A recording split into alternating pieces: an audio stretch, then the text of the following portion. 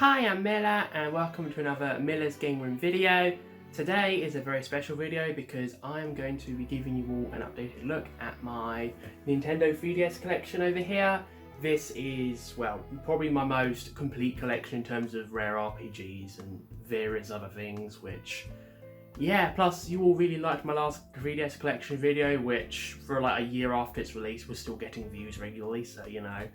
Here's for the update time. I can't wait to talk about it. So, a couple of things before I get into it. I'm going to group them into like selections instead of like A to Z again, like I did in the previous video, and I'll be talking about games, but I'm going to try not to ramble on for too long. So, let's get straight into it, and thank you for being here.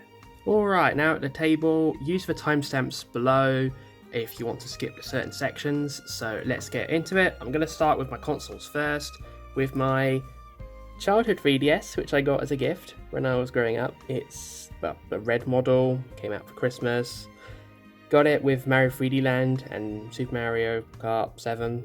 I've just messed it up, which I'm going to talk about soon. So yeah, lovely console, which has had some wear and tear, as you can see. It's lovely, I love it, I'll always probably keep it, and it's seen better days. And this is my current PAL 2DS XL that I use. This is lovely. It's pink and purple, or white and purple. I think it's great. Got a lovely start and lovely, still lovely and new and spick and span. Great little console. I love it. And this is the 2DS XL that I have from Japan. This is for the Japanese region. I got this when I was studying abroad in Japan in 2017-2018 time, so many years ago, but still a lovely little console. As you can see, I don't use it so much, but it's nice to have for Japanese games, so lovely little console. The 3DS is region locked, as many people know, but you can hack them really easy at this point, and you can install Luma to remove the region lock. And finally, my American 3DS XL, aka the one that's hacked. So this is a nice console as well, easily the best console, perfect for, well, hacking and having a premium full price 3D effect. I do recommend this. I do wish that this particular colour was released in Europe, but alas, it was not. Starting off the actual collection with the games, I'm going to discuss first party Nintendo games first. So got those, and I'm going to move down the road to the rest before finally ending with Japanese imports. Well, at least the ones that done of a category, that is. Starting right off with Super Mario 3D Land. Like I said at the start, I've had this game when I got it in 2011. This is a fantastic game. I definitely recommend it. Compared to other 3D Marios, I think it's one of the weaker ones, but weak doesn't mean it's not bad. It's still really great and a lot of replay value, especially if you finish all 16 worlds and get into the special worlds. So, you know, it's so fun, it's so cute, and it was the building blocks for Super Mario 3D World on the Wii U and Nintendo Switch. Luigi's Mansion 2, which is getting ported to the Switch next year. I definitely recommend it. I don't know if I'll revisit it on the Switch, probably not, to be honest. I haven't even played Luigi's Mansion 3 yet. But yeah, this has a cool little LED highlight cover, so you can kind of see the extra lines and shapes, which I thought was really cool. And yeah, I pre-ordered this back in the day and have the stress ball lying around somewhere still, so you know, yeah, I definitely recommend this one. It is on the selects, so it's also cheap as well. Other game I got growing up, Mario Kart 7. Played so many hours in this game, it's fantastic. I also recommend this one. Compared to Mario Kart 8, it's got a you can see the building blocks for that game with the customization and the gliders and that. This game is still great. It's got its own custom track mod at this point called C2GP 7, which I also recommend and suggest you check out as well, because it basically fixes some issues with Mario Kart 7 and adding a ton of custom stuff as well. So yeah, really check that out. New Super Mario Bros. 2, one of the most disappointing Mario games I've played. This was the last game in the new Mario Bros. Series, which, as many of you will know, was it was kind of getting obvious Nintendo needed to shake things up, and with the upcoming Mario Bros. Wonder, it looks like they're doing just that. So this game is still good, and I recommend it, but don't expect much out of it. And what you see the prices now for it going secondhand or used is also what it's worth. Paper Mario Sticker Star.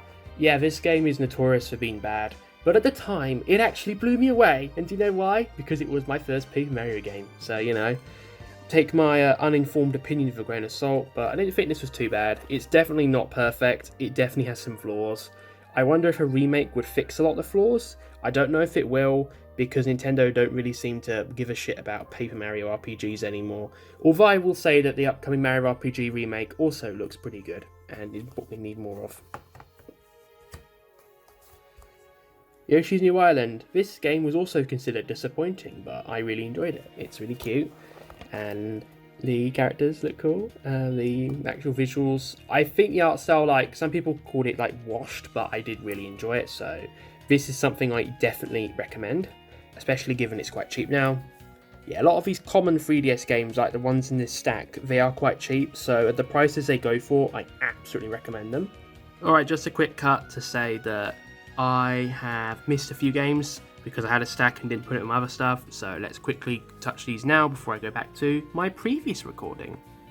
Kirby Triple Deluxe. This is the first Kirby game for the 3DS. It's quite basic in terms of its platforming gameplay compared to the other Kirby games, but it's a lot of fun and I do like it. It's also one of the cheapest. Kirby Planet Robobot. This is the best game in the Kirby series on the 3DS, and some people consider it among the best Kirby games. So much fun. I love the customization with the mech. It's just really cool how this is all combined with this theme of mechs and typical Kirby goodness. Kirby's Extra Epic Yarn. This is the game that, well, it was the last first-party 3DS release, and is also a bit pointless considering, well, it was a 3DS release in 2018 or 2019 that basically nobody bought. But I do recommend this game because it's Kirby and it's cute and it's cozy. Now back to where I was before. Now onto things that are some other first-party stuff that's not so cheap and very expensive, which I'll get to. But starting, Fire Emblem Awakening, the first of literally stacks of JRPGs I'm going to be talking about today. This game is fantastic. First Fire Emblem, like a lot of people. I love this. It's great, and I can't wait to play more Fire Emblem because I've still not played more Fire Emblem, even though I have other Fire Emblem games. So, you know, this game is good. I recommend it. It is slightly pricier compared to a lot of other 3DS games from Nintendo, but not as bad as this next one. And coming in at the most expensive game in this entire video, actually, or at least one of them, at a grand total of £200 odd, which I got in a job lot years ago, but is now worth more than that on its own. Fire Emblem Fates. This is the definitive package, and the best way to get Fates all in one like form, well, legally anyway, because it includes Birthright, Conquest, and the Revelation chapter that you can no longer legally purchase. So now this game has gotten obscenely expensive. I was lucky enough to get this many years ago in a job lot for around £200 plus, about £250 actually, with a bunch of other games, including a few other RPGs in this video actually. And now this game is worth more than that on its own, and that's before considering the LE, which I have no interest in getting. I haven't played this yet, I want to, so you know, yeah, I got a good deal on this. I know, you can tell me in the comment section below. The only Zelda game I have, and is a great game, Ocarina of Time 3D. I don't hold nostalgia for this the way a lot of people do, because I just didn't play this growing up, but if you're into video games at all, you owe it to yourself to check this out, because so many innovations were added in the original, and you can just see there's a huge charm in this game that, even if it may look a bit janky today, is still an amazing experience. Alright, now on to my Dragon Quest games, which I have a sizable collection of them here. In fact, pretty much I have almost every single game, which is a bit of a spoiler there, but you know. Dragon Quest VII, this is a remake. This is, well, I'm not going to talk too much about these games because I already made a 1-hour video on every Dragon Quest game released for the 3DS, so I'm just going to say check out that video for more specific facts on the games and what they've got and the development history, but I'll still give very brief summaries of my thoughts here. I haven't finished this yet, it's really long, it's a slog, like, it is a slog, it is Dragon Quest, it is like the longest JRPG ever made at the time, so I recommend this one, but not until after you've played things like 8 and 11, because it's not as good. Dragon Quest VIII, this game is much better than Dragon Quest VII, one of the best games in the series. A lot of people hold nostalgia for this, so definitely check this one out. Dragon Quest XI, this is the Japanese exclusive 3DS release with exclusive content that didn't make it into the international release. It's really interesting seeing this version in action, and I recommend looking up some footage online of it, or watching my video where I put some of it in. But you know, yeah, not really much worth going back to this version, but I hope a fan patch is made for it one of these days, so you can actually see what this game was like and experience it, because Square Enix didn't want us to have it.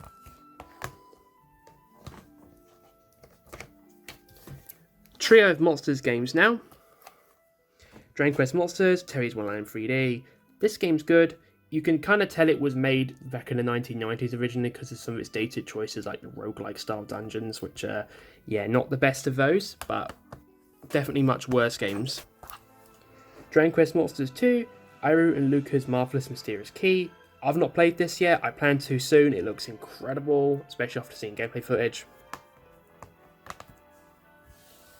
Joker 3 Professional, aka the send-off to the Dragon Quest Monster series. And this physical copy looks absolutely beautiful. Like, it looks new, and you know, it's also the most expensive Dragon Quest game on the 3DS in cartridge form. The most expensive Dragon Quest game on the 3DS is actually the code in the box for Dragon Quest X, which is actually now closing down in 2024. So soon it's going to become absolutely worthless. But if you still want it, have at it. Sai Mori Mori Dragon Quest 3. Daijoku no Shippujan, one of the best games on the 3DS. Shit you not. This game is so cute, it's so charming, it's so fun, and it's very simple. And you don't need Japanese to play this, although I do recommend looking up a guide because there are places you can get stuck if you don't know what to do. So I recommend looking up a guide and playing that, or using the patch, because there is a patch for this. There's also patches for the Monsters games. Feet Rhythm Dragon Quest. This is basically Feet Rhythm, the rhythm game, but with Dragon Quest. Yeah, if you've seen the Vinyl Barline DLC and noticed no Dragon Quest, just get this instead. It's really fun. And it's so cute as well. Now on to my Etrian Odyssey stack, because I've got a whole stack of Etrian games to get through. And yeah, everything's all going to be Atlus going forward for a bit. So, starting off with the Untold games. I can do both of these together because I've covered them extensively on my channel. I did a where do you start video that said which game is best for you and compared these to the DS and Switch PC versions. So go watch that for specific details, and a lot of people love watching that as well. But these games are great. I love both of them. 2 is slightly more refined than the first one, but you know, these are great. Classic mode or story mode. Check these games out, they're incredible. Etrian Odyssey IV, aka re-entry with the airship, and once you board the airship, you can travel on an adventure. And boy was this a fantastic adventure. And yeah, I love it so much. I recommend it. Etrian Odyssey V, I've not finished this game yet. I am like 4th stratum, so I'm closing in on the end. And yeah, this game has some really cool ideas that you just don't see in other Etrian games. And some of them were incorporated into Nexus, but yeah, this one was a ton of fun. Like, it has so many like cool, unique ideas, and I think it's also interesting this is dubbed as well, because a dubbed Etrian Odyssey game just still kind of feels weird outside of the story mode for the Untold games. But yeah, this has some really cool ideas, and I do recommend it. This one is among the most expensive Atlus games on the 3DS, so I would suggest emulating it or hoping Atlus do a re-release, like a second Origins collection. Alongside Etrian Nexus, another one of the most expensive Atlus games on the Nintendo 3DS. This game is basically, here's the Etrian series, we're coming to the end of our run on the 3DS, let's just mix as much as we can into one celebration title, and also reuse a lot of assets so our development costs are cheaper. But yeah, this game is also really good. And don't ask me about that, I've got no idea how that got there, but yes, that is where to the box art. But you know, Etrian Odyssey, it's fantastic, play it please! Etrian Mystery Dungeon 2. Fan translators, fan translate this please, because Atlus didn't localize it. And no, I don't have the first game because, well, difficulty spikes in it, apparently, and I would just play it for 30 hours and be like, yeah, this is too hard, I don't want to play this anymore. But this one is apparently better, and also has some amazing classes, so Fan translators, please translate this, or Atlus remaster it for the Switch. Etrian Mystery Dungeon 2 Deluxe Edition for the Switch, please. Please. And also, Persona Q and Q2 Remaster Collection for the Switch too, please, Atlus. Switch port begging aside, these games are, well, these are crossovers with the Etrian series using Persona characters. It's basically Persona with shibis and with the gameplay of Etrian Odyssey. The style is very similar to the upcoming Tactica actually. It was pretty clear they were inspired by these games. Q is the first one. I played this many years ago. I had issues with it. It was a bit too text heavy for me, and I wasn't the biggest fan. Q2 I have not played. This was sealed. It's still sealed. It's got a nice art book, which I've not, well, I've seen online, but I've not actually looked at it myself. But you know, this game is meant to be better and fixes things, but also has no 3D. So why no 3D Atlus? But yeah, I look forward to playing this someday. Let me know what you think if you've played this. I've heard this game is good, so let me know. Now on to the rest of the Atlus games that's not Etrian Odyssey, and that means we've got to start with Shin Megami Tensei, which I'm sure you all know this series, I'm sure you know how good it is, and I'm sure you also know how pissed off you were about Europe not getting a physical release, if you were a European like me, and had to import from America to play this fantastic game. This game is great, fourth mainline game, a lot of people's first mainline Mega 10, it was mine. Yeah, I recommend this, and I hope it gets remastered someday. It's a shame it didn't for the 30th anniversary, but you know, at least Atlus didn't promise announcements that was an unrealistically high number. Yeah, I'm still salty about that. Strange Journey Redux, another game I've been playing since well, a few months ago. Haven't finished it yet. It's quite hard, it's quite brutal, but it's also fun. So this is good. Also extremely expensive, so you know, take that pinch of salt. Play this. I'm very much an advocate of emulating games that are too expensive to get legally, so and aren't available. So you know, emulate it if you have to, because it's great. Devil's 5 Overclocked, Devil's 5 2 Record Breaker, strategy RPGs developed by former Careersoft staff. So Careersoft developed Growlancer, which is an obscure strategy RPG series, and they went on to make these games. I haven't played Devil's 5 2 at all, as you can see it's shrink wrapped, but I have played some of Overclocked, and this is also one of the most expensive 3DS games ever, by the way, because Ghostlight don't publish on consoles anymore themselves, aside from some digital stuff. They don't do physicals at all now, so you know, good luck getting this. I got really lucky with it, so you know. Atlus. You enjoy European distributors. The game is great though, I recommend it. I would be careful because there is a patch you need to play this, so you might want to try to get the American version if you can.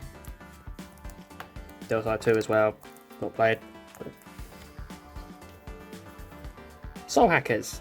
This is the first one, not to be confused with Soul Hackers 2, which was meant to be Atlus's third pillar, but didn't, and it was partly because people were hoping, especially long-time Atlus fans, that it would have the same aesthetic and tone, and be quite similar to this first game, which, yeah, this game is a very old-school dungeon crawler. It's like, it's so old-school that I struggle to click with it, and I like dungeon crawlers. This one just had a very, like, it has a beautiful aesthetic and atmosphere. I absolutely love it, but everything else, the gameplay is just kind of a bit too old school and brutal for me. It might be more for you if you're playing this, but it's not like Soul Hackers 2. Do not jump into this thinking it's going to be like Soul Hackers 2. And also, while I'm here, Soul Hackers and Devil's 5 2 were reprinted by NS America in 2021, just before the eShop closed. Well, actually 2022, but it was sometime. No, it was 2021. But it was sometime before the eShop closed and before 3DS cart manufacturing no longer became possible, so this one and Devil's 5 2 are currently among the cheaper RPGs on the 3DS. From Atlus anyway. And now for this classic, Reign of Historia, which is amazing in both its quality and its price. But first off, the quality. Of course this is a DS game. It has a fantastic time travel story. Some people have compared it to Chrono Trigger. It's fantastic. I love the characters. The gameplay is really cool.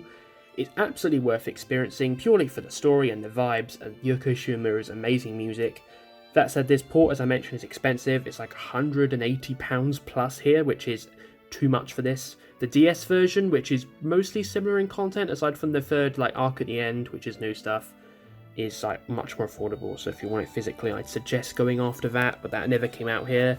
But yeah, the only way you can get this game in Europe legally without importing is to buy this version, or find it secondhand for the DSN Expo, but you know, I hope this gets remastered. It absolutely deserves it. I want to play it on modern platforms. I want to play it on the Switch or Switch 2 because it absolutely deserves to be played. This game is incredible and I'm glad it's getting more of the attention it deserves. Now on to Stellar Glow, which is associated with Atlus, even though it's actually a Sega-owned IP, which was before Sega and Atlus USA merged, they were bought out, but Atlus USA localized this game.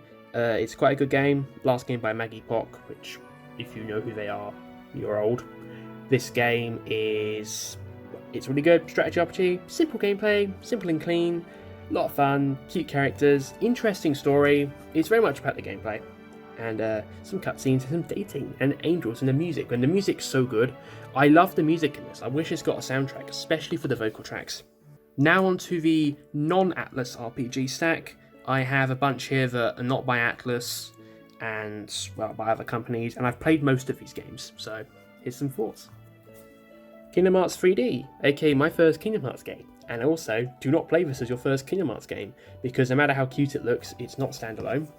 You will get extremely lost unless you understand the rest of the Kingdom Hearts saga. This game is also on pretty much everything else nowadays, so I recommend playing it on other platforms if you can. But this 3DS version is still really cool to go back to, especially if you want to play with the 3D effect. And also, huge thick manual, which a lot of these early 3DS games had, but don't anymore.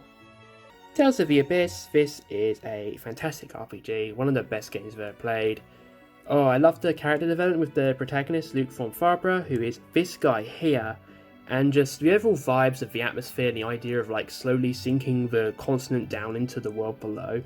It's so cool, and I think this is amazing. I want to see it get a port to modern platforms because in Europe we can only legally play it on the 3DS here, so, well, let's import, so you know, not ideal. I hope it comes to other platforms and it needs it, and no, we don't need another Symphonia remaster. Project Cross Zone 1 and 2, aka two of the best strategy RPGs ever made, and yeah, these are expensive now as well. These are expensive now as well. By Monolith Soft made these, and these were like their last recent new IP collaborations with Bandai Namco prior to the upcoming Bat and Kaitos remasters, which, well, I say upcoming at the time I'm filming this, it might not go up before we're out, but these games are fun. It's very much the story makes no sense, but the gameplay and just the vibes of all these characters from these very various IPs, old and new, forgotten and mainstream. Yeah, just, you know, I recommend these. I hope they get ported one day, as well as ports of the other games they worked on in this like crossover series, which I'm not going into here, because there's just too much to talk about. 7th Dragon 3 Code VFD. This is the final game in the 7th Dragon series, that was part of Sega with regular legends such as Yuzo Koshiro for the music, Reiko Kodama, rest in peace, who helped with this as well. And yeah, it's so much fun, it's so unique, it's just got such a nice vibe, and I absolutely love it. I recommend this as well. This is also extremely expensive as well, like, you can't even get many copies of this on eBay anymore, that's how out of print this is. And fun fact, this was actually one of the RPGs in my job lot that I mentioned with Fates earlier, so yeah, got really lucky with that job lot. And finally for the two that I've not played. And finally, for the two more that I've not played, so I'm just going to flick through them very quickly.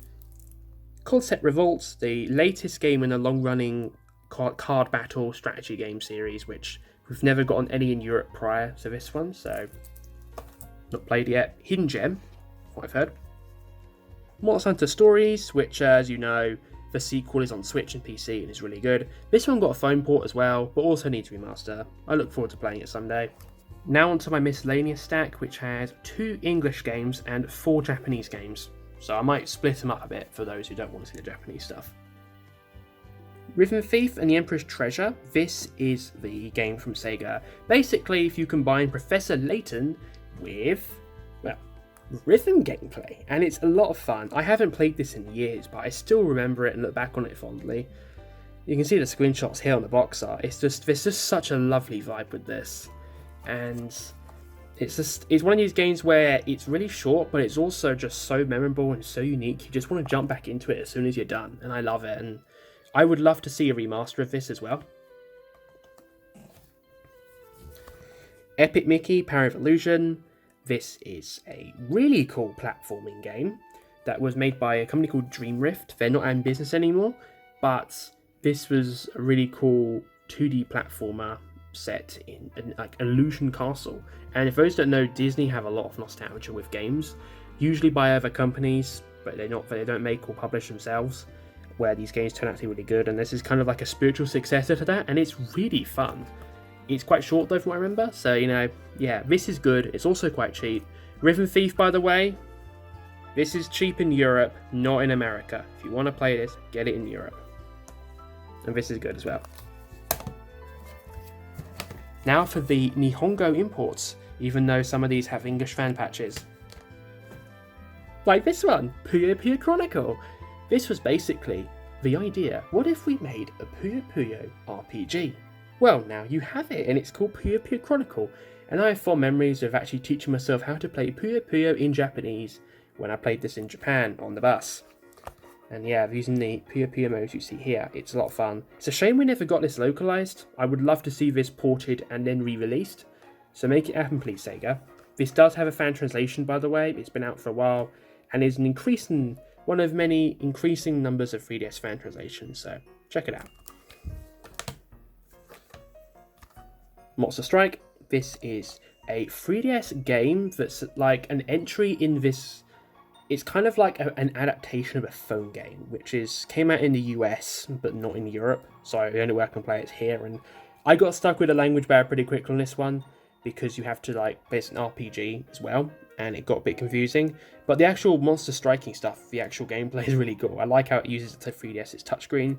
I will try this again one day, maybe if it gets a patch, but otherwise before maybe. Right to Learn Doraemon, aimed at 4 to 7 year olds. This is good for teaching Japanese because, games aimed at young kids are a fantastic way to learn Japanese. And yeah, this is a DS game on the 3DS and later the Nintendo Switch. Taiko no Tatsujin Shibi Dragon to Fushigina Orb. And that's actually going to be the last game, and I think this is a good one to round off of, because this was the first of 3 games on the 3DS, with Taiko no Tatsujin, some RPG stories as well, and of course, badass music. The other 2 we know in the West as Rhythmic Adventure 1 and Rhythmic Adventure 2, great names by the way, because they were ported by Bandai Namco to the Nintendo Switch. And that's my whole collection. I'm very proud of it, I like it a lot, I love the 3DS, one of my favourite handhelds ever. There's still some games I want to get. I don't know when I'll get them, but they're not. 3DS collecting isn't a priority for me at the moment, partly because of the eShop closures. The prices have gone up, especially for the rare stuff I'm missing, so I don't know when exactly I'm going to add more stuff to this, but that day will hopefully come. Either way, everything here is most likely going to stay in the collection permanently. Anyway, thank you so much for watching. Please like, comment, subscribe, notification bell, algorithm boosting stuff, as I mentioned earlier. Thank you so much. Have a lovely day. Bye bye.